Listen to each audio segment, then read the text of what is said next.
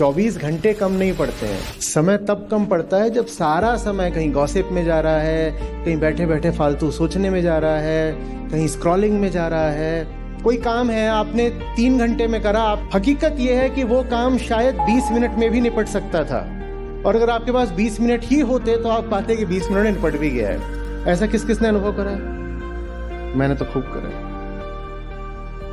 कि एक इंसान है, छात्र है, उसके पास पढ़ने के लिए भी बहुत समय निकल आता है, वो खेलों में भी आगे है, वो ड्रामेटिक्स में भी आगे है, और कई बार वो मौज मस्ती में भी सबसे आगे है। और सबसे ज्यादा, अब छुपा कर क्या बोलूं, जलन तब होती थी जब पता चलता था कि इनके पास अपनी गर्लफ्रेंड को देने के लिए भी टाइम है। समय लाता कहां से है तू? कहीं से नहीं लाता। सबके दिन में 24 ही घंटे होते हैं। वक्त ऐसी ही चीज है, वो कब फिसल जाता है पता नहीं चलता। ये भी करूंगा और वो भी करूंगा, क्यों चूकूं, एक ही जिंदगी है।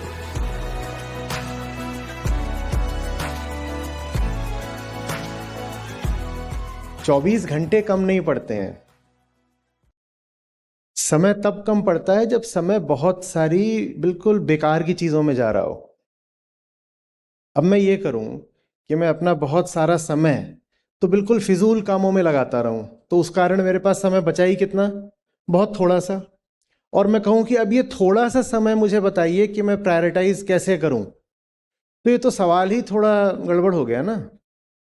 पहली प्रायोरिटी तो ये होनी चाहिए थी कि जो समय व्यर्थ जा रहा है, फिजूल जा रहा है, उसको बर्बाद नहीं होने देना है।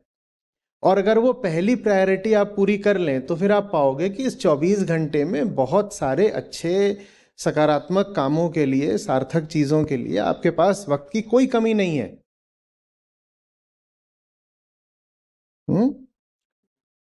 बहुत होते हैं 24 घंटे। और अगर हम बिल्कुल निष्पक्ष होकर के देखें तो पता ये चलता है कि हम सब साधारण लोग, आम आदमी, हम अपने 24 घंटों में जो हमें फिर सोने और दिन भर के साधारण कामों के अलावा मान लो आपको 14 घंटे मिलते हैं, इन 14 घंटों में से हम 4 घंटे से ज्यादा का सही इस्तेमाल नहीं करते हैं।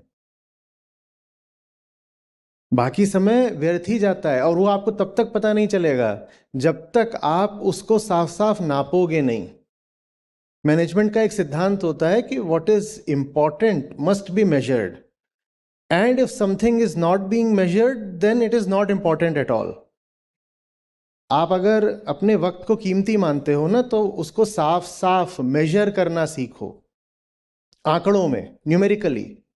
मेरा समय सचमुच जाता कहाँ है, और नतीजा आपको चौंका देगा। आप पाओगे कि जो 14 घंटे दिन में हमें मिलते हैं कि भाई अब इसमें काम करो, खाने पीने, सोने, नहाने धोने के अलावा 14 घंटे तो मिल जाते होंगे ना। तो ये जो 14 घंटे मिलते हैं, इस 14 घंटे में आप पाओगे कि 4 घंटे, 5 घंटे इतने ही निकल रहे हैं जिनका कोई सार्थक सदुपयोग हो रहा है। बाकी सारा समय कहीं गॉसिप में जा रहा है, कहीं बैठे बैठे फालतू सोचने में जा रहा है, कहीं स्क्रॉलिंग में जा रहा है। तो सवाल ही फिर दूसरा पूछना चाहिए ना। सवाल हमें ये नहीं पूछना चाहिए कि मेरे पास तो 4 ही घंटे हैं, मैं इस 4 घंटे में लेक्चर्स भी कैसे अटेंड करूं, स्पोर्ट्स भी कैसे करूं, सोसाइटीज़ का काम भी कैसे करूं, और अपनी रीडिंग भी कैसे करूं, और ये कैसे करूं, और सोशलाइज कैसे करूं। हम सवाल ये पूछ रहे हैं। क्या सवाल ये नहीं होना चाहिए कि मेरे पास सिर्फ 4 ही घंटे क्यों हैं? क्या सवाल ये नहीं होना चाहिए कि मेरा समय वाकई बर्बाद कहाँ हो रहा है? और वो आपको मैं कह रहा हूं तब तक नहीं पता चलेगा जब तक आप उसको लिखोगे नहीं, नापोगे नहीं, मेजर नहीं करोगे। नहीं तो सबको ये लगता रहता है कि मैंने तो काम का सही उपयोग किया। इसी तरीके से एक और सिद्धांत होता है, work expands itself according to the time available.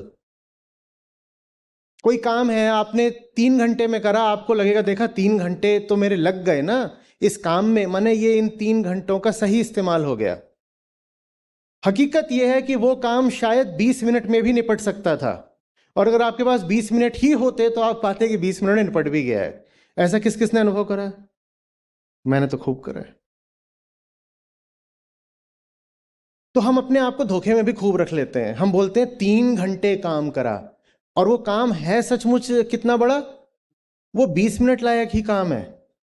तो इसलिए मैं कह रहा हूं कि जब हम थोड़ा निर्मम होके, रुथलेसली